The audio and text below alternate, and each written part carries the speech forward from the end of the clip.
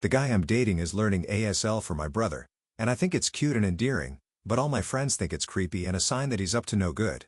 I, 21F, met John, 22 meters, in a college class last semester. He's an overall great guy, very respectful, and kind. He also has a great sense of humor, and we share many similar interests. We've been friends since then, and we started dating in July. He's the first person I've ever dated in my life. Last September, he met my family when I visited home for my brother's birthday. My brother, Trev, 19 meters, has been deaf since birth, so my whole family communicates with him through sign language. Trev's lip reading, though we sign reflexively, or text. During our small celebration at home, it was clear my parents liked John.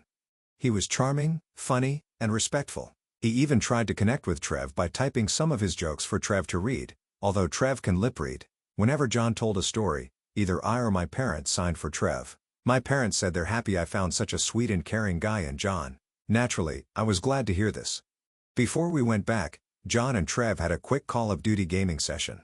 For someone with Trev's condition, he's a really talkative guy. He's very expressive and loves to communicate, especially when gaming. Of course, he couldn't outright trash talk, but he does the closest thing with his hands. So there we were in Trev's room with John and Trev playing while I translated for them. I was laughing way too hard because Trev was trying his best to trash talk John, saying he was weak and throwing out all these expletives while I tried my best to tone it down for John. Meanwhile, I was also translating John's instructions and strategies for Trev. Since this was John's first time meeting my family, he was saying things like "good job," and "we can do better next time." Though I know deep down he probably wanted to trash talk Trev back. The two of them got along well and have had some online gaming sessions since then. 2 weeks ago, John visited home with me again for my mom's birthday. He surprised everyone, including me, by communicating with Trev in ASL. John was still at the alphabet, basic words, and some rehearsed phrases, but we were all delighted that he had made the effort. Trev's face lit up, and I'd never seen him happy or having a new long-term friend with fewer communication barriers. Apparently, John had been watching YouTube tutorials and using other online learning platforms to learn ASL. The two of them had another gaming session, and this time, John and Trev could communicate more directly. It was still a bit slow, and I had to do some translating. Imagine trying to baby talk to a grown man or speaking to a caveman with choppy sentences, but I could tell Trev was having a great time. They also got more comfortable with each other, engaging in more explicit trash talking, which I didn't tone down this time. John has been religiously learning ASL since then, and he's making great progress. I was so happy about this that I told my close friend group from high school. However, most of my friends, especially my closest guy friend, told me what John is doing is a red flag because it could be a form of obsession or emotional manipulation. My guy friend also said it was creepy that John is becoming too attached to my family when we've only been dating for about 5 months. He even suggested that John might only be doing it to get laid or something. I know there's some validity to what my friend said, but I'm not convinced.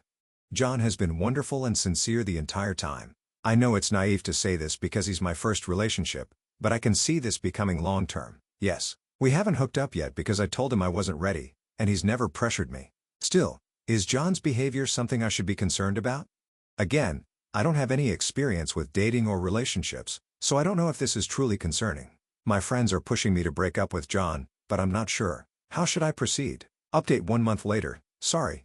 This is going to be a long one. This will be an update to my original post, but I'll also try to address some of the frequently asked questions. First off, I want to thank everyone who shared their insights on my original post. As I mentioned, I'm very new to relationships, so reading perspectives outside of my inner circle was very eye-opening. To begin, many Redditors said that my high school friends are conniving, untrustworthy, and ableist people who never bothered to learn ASL despite knowing me for a long time.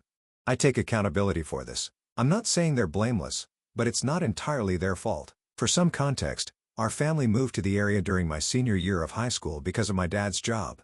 The friend group, 2 guys and 2 girls before I joined, was already tight-knit when I came in. They took me in after we were grouped together for a school project, and they've been with me ever since. We've been friends for about 4 years now. They're not exactly saints, but they helped me survive my senior year in one piece. They're fun to hang out with, and they provided the support I needed when I was struggling. Also, during that time, my brother was having an especially hard time adjusting because of his disability, so my friends never really saw much of Trev. To be clear, I was never ashamed of Trev. It's just that whenever my friends came over, he either locked himself in his room or was in a different area with his tutor and never really interacted with us. Whenever he did come out, he was really shy and awkward. So my friends mostly just got glimpses of him. By the time Trev became more comfortable in our area and found his own circle, my friends and I had already graduated from high school and didn't hang out regularly anymore.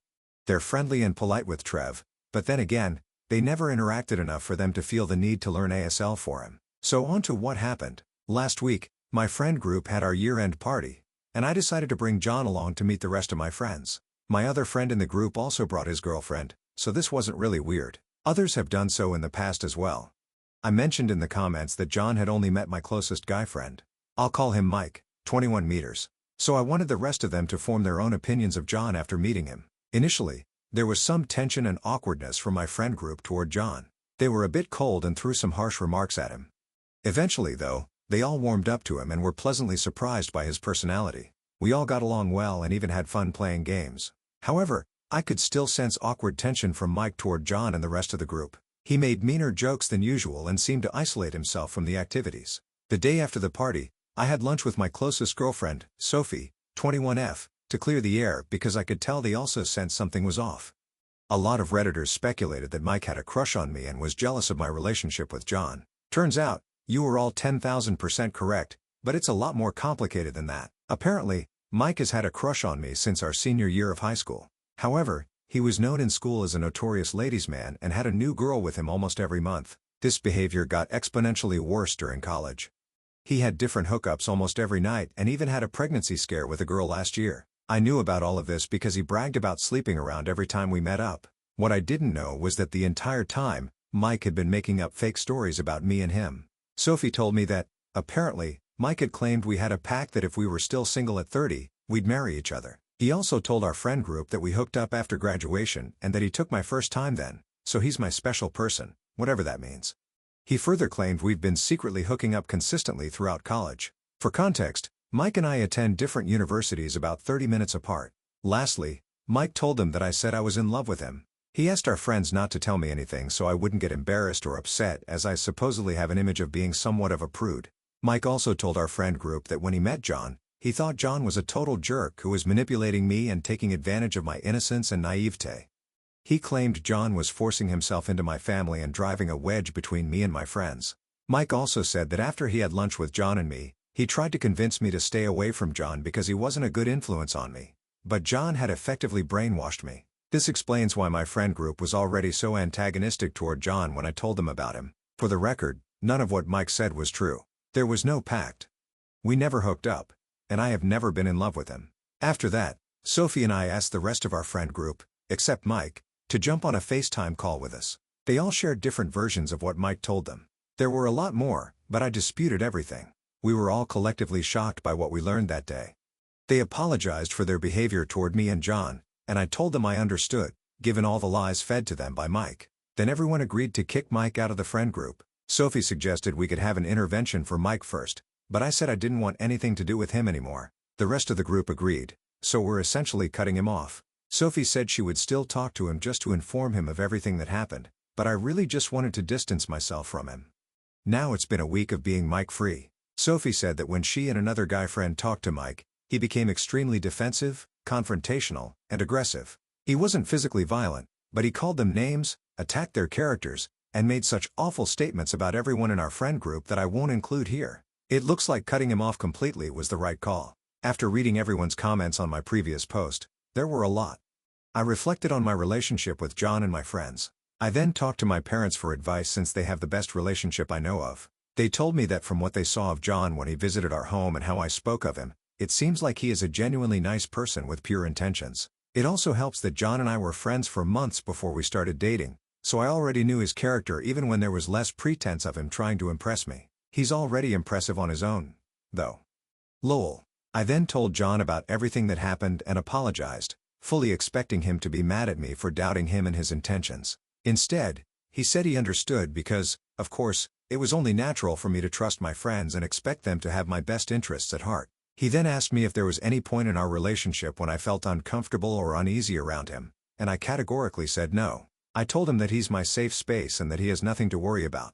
He then reassured me that his intentions with me are genuine, and he even said that he sees a future with me, which I reciprocated. Also, John and Trev's friendship is still going strong. Trev participated in one of John's D&D sessions with his friends, and John and I both acted as translators. We were delighted to see that most of John's friends already know the ASL alphabet. Apparently, they had even included it in the lore of their D&D campaign. Additionally, Trev has been asking John for tips on working out and getting fit lately since they have the same body type, but John is more toned. One of his brothers is a fitness instructor. I also met John's family for the first time at their annual get-together. It was super fun. There were games and contests. I wasn't prepared for it, but apparently, since their mom is a theater performer and their dad is a music producer, it's a family tradition to have a talent showcase. They gave me a pass this time, but they told me I should prepare something impressive for next year. Lol. So that's it for this update. My relationship with John is stronger than ever, and I finally know who my true friends are. If you've made it this far, thank you so much for your time.